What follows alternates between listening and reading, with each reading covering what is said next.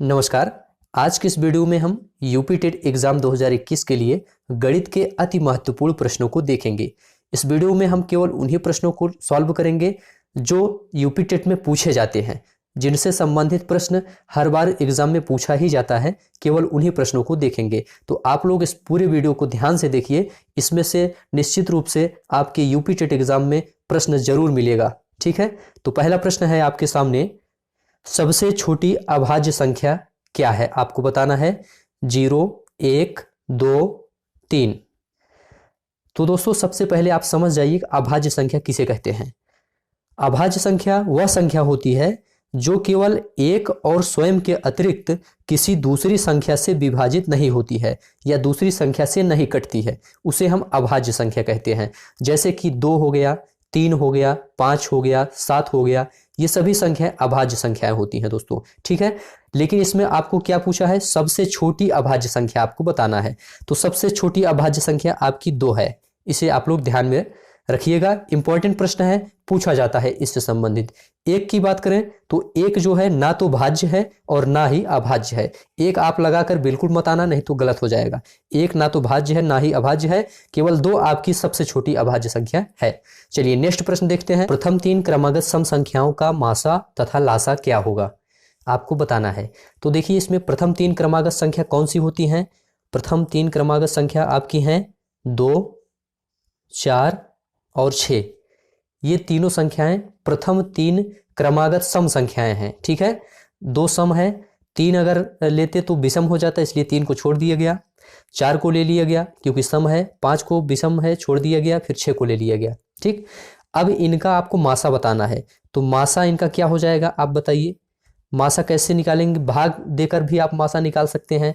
तो 2, 4, 6 का मासा कितना आता है? 2 ही आएगा। कैसे? यहाँ पे थोड़ा सा भाग देकर हम दिखा दे रहे हैं। 2 से पहले हम 4 में अगर भाग करेंगे तो 2 दूनी 4, ये कट गया, मासा 2 आ गया। फिर इस 2 का अगर 6 में भाग करेंगे तो 2 तिहाई 6, कट गया, 2 ही आया। तो इस प्रकार से मासा आपका 2 आएगा। ठीक, और लासा आपका क्या हो जाएगा? लासा भी आप देख लीजिए। 2, 4, 6 का लासा क्या करेंगे, कैसे निकालेंगे? इनका गुणनखंड कर लीजिए। 2, 4, 6 का गुणनखंड कर सकते हैं यहाँ पे। 2 एकन्नम 2, 2 दूनी 4, 2 तिहाई 6, कट गया। फिर 2 से भी कटेगा, 1 उतर जाएगा, 2 एकन्नम 2, 3 वैसे ही उतर जाएगा, 3 नहीं कटे। इसके बाद 3 से कट जाएगा सभी। ठीक, अब यहाँ पे 2 दूनी 4 तिहाई 12, ये आपका लासा हो गया और यही आपसे पूछा था। तो 2 और 12 यही आपका इसमें सही है। ठीक है, चलिए नेक्स्ट प्रश्न अब हम देखेंगे। यदि यक्ष प्रतिशत का मान 36 हो तो यक्ष का है, मतलब इसका मान बताना है आपको। तो क्या करेंगे? यक्ष गुणे यक्ष बटा 100 लिख देंगे। प्रतिशत हटा के नीचे 100 का भाग करेंगे, बराबर इसका मान 36 दिया है। ठीक, अब इस यक्ष का गुणा कर लेंगे तो यक्ष स्क्वायर हो जाएगा और ये 100 जो है 36 में जाके 75 के गुणा हो जाएगा, तो यहाँ पे 3600 आपका हो जाएगा। ठीक, और यक्स स्क्वायर बराबर 3600 है तो यक्स बराबर क्या हो जाएगा? इसका वर्गमूल हो जाएगा 3600 का। 3600 का वर्गमूल क्या हो जाएगा? 60 हो जाएगा। तो इस तरह से आपका सी ऑप्शन इसमें राइट हो जाएगा। ऐसे सवाल आपके एग्जाम में जरूर देखने को मिलेगा, इसलिए इसको ध्यान से समझ लीजिए। नेक्स्ट अब देख लेते हैं। ये भी देखिए इंपॉर्टेंट सवाल है। 272 का स्क्वायर माइनस 128 का स्क्वायर का वर्गमूल आपको बताना है। देखिए एक सूत्र होता है ए स्क्वायर माइनस बी स्क्वायर बराबर ए प्लस बी, एक ब्रैकेट में ए माइनस बी। ये सूत्र आप पढ़े होंगे। तो यही वाला फार्मूला इसमें हम रख देंगे। ए स्क्वायर माइनस बी स्क्वायर बराबर इसमें भी है, ए स्क्वायर के स्थान पे 272 है, बी स्क्वायर के स्थान पे 128 है, तो यही वाला फार्मूला हम लगा देंगे। तो 272 माइनस 128 का स्क्वायर है, इसका वर्गमूल हमें निकालना है। तो 272 का स्क्वायर माइनस 128 का स्क्वायर का वर्गमूल हमको निकालना है। ठीक, तो इसे क्या करेंगे? एक ब्रैकेट में हम कर देंगे 272 प्लस 128, फार्मूले के अनुसार फार्मूला देख रहे हैं, और एक ब्रैकेट में कर देंगे 272 माइनस 128। समझ रहे हैं ना? अब क्या करेंगे? 272 और 128 को जोड़ देंगे तो हमारा क्या हो जाएगा? जोड़िए, 272 और 128 को जोड़ेंगे तो 400 हो जाएगा। ठीक, उसके बाद गुणे 272 में 128 घटाएंगे तो हमारा कितना आ जाएगा? 144 आ जाएगा। ठीक है, अब 400 का वर्गमूल कितना होता है? 20, और 144 का वर्गमूल होता है 12, और 12 20 का गुणा कर लेंगे, 12 दूनी 24, 240 आपका आंसर आ गया। ठीक है, सिंपल सा सवाल था, ऐसे ही लगेगा। ये सवाल रेखागणित संबंधित है। यक्स के किस मान के लिए ए ओ बी एक सरल रेखा हो जाएगी, आपको बताना है। सरल रेखा का मतलब 180 अंश। कह रहा है कि यक्स के किस मान के लिए कोण ए ओ बी बराबर 180 अंश हो जाएगी। ठीक, इतना आपको बताना है। तो इसमें यक्स का मान आपको बताना है। लेकिन यहाँ पे देखेंगे ए ओ बी, इसके स्थान पे कोण कितना दिया है, 2x - 50 और 2x + 30। ठीक है, तो क्या करेंगे, इसके स्थान पे हम इसको लिख सकते हैं।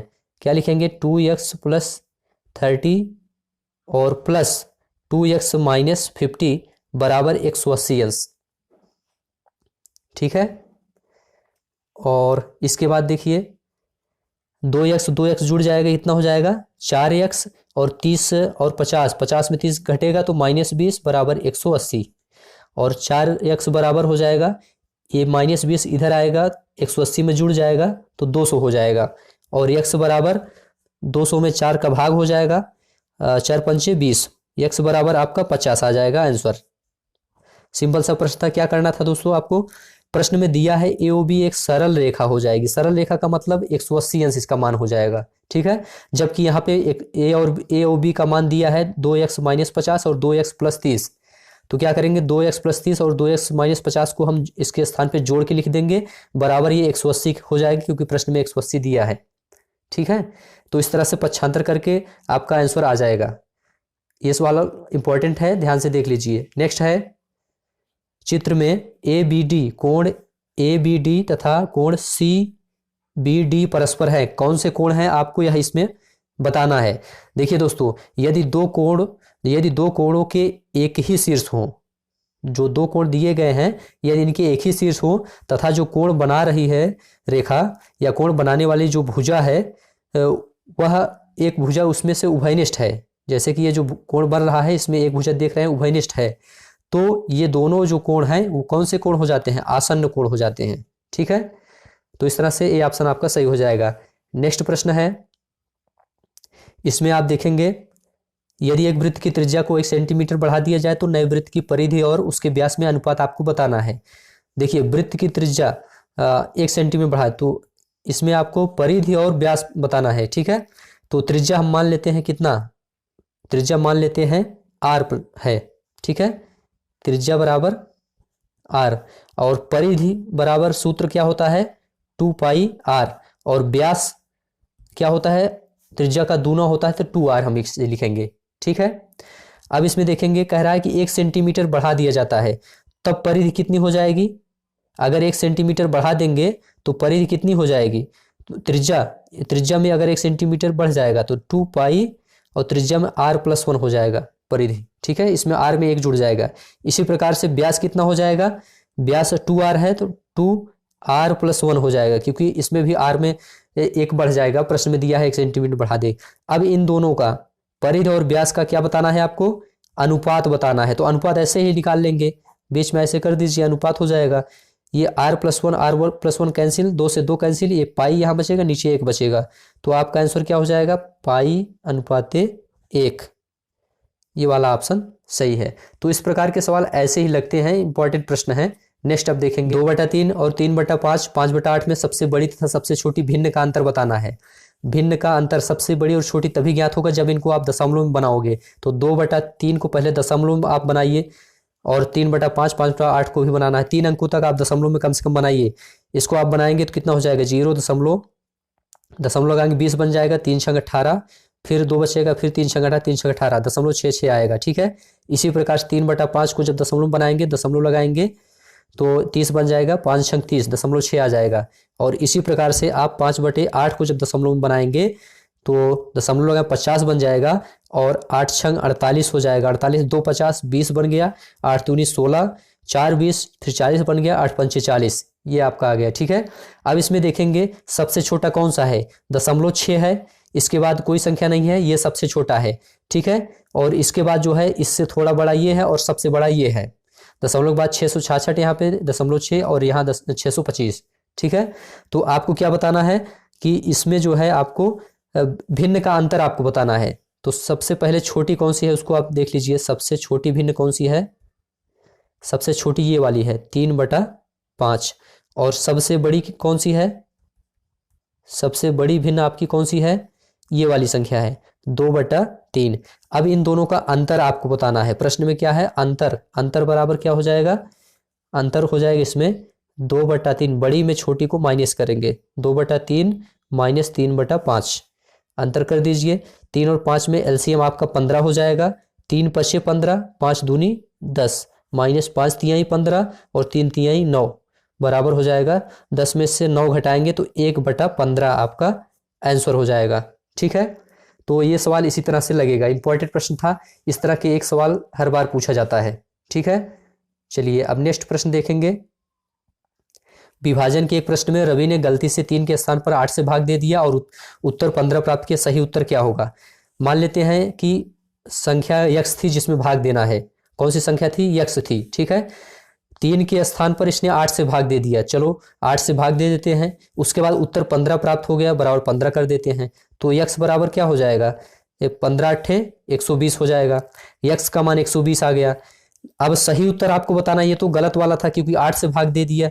ठीक है, यहाँ पे आपको 3 से भाग देना था, यहाँ पे है तो 120 सही उत्तर आपका क्या हो जाएगा, सही उत्तर आपका हो जाएगा 120 में क्या करेंगे हम 3 से भाग कर देंगे, 3 से भाग करेंगे क्योंकि 3 से भाग करना था। 3 चौक 12, 40 आपका आंसर आ गया। सिंपल सा प्रश्न था ये। ठीक है, चलिए एक और प्रश्न देख लेते हैं। लास्ट प्रश्न है 2 गुणे 3 प्लस 2 गुणे 3 प्लस 2 गुणे 3 माइनस 6 भागे 2 प्लस 7, इसमें से जो है मान ज्ञात करना है। तो इसके लिए क्या करेंगे, 2 गुणे, सबसे पहले क्या करना है दोस्तों, पहले भाग करना है, फिर गुणा, फिर जोड़, फिर घटाना, और सबसे ब्रैकेट के अंदर वाला जो है उसको सबसे पहले हल करेंगे। ठीक है, तो इसमें देखेंगे 3 + 2 ऐसे ही लिख लेंगे, गुणे 3 ऐसे ही उतार लेंगे, माइनस यहाँ 6 और भागे 2 है तो 2 का 6 में भाग करेंगे, 2 तिहाई 6, इसके स्थान पे 3 लिख देंगे अब। ठीक है, अब ये वाला ब्रैकेट बंद, फिर प्लस 7 ऐसे उतार लेंगे।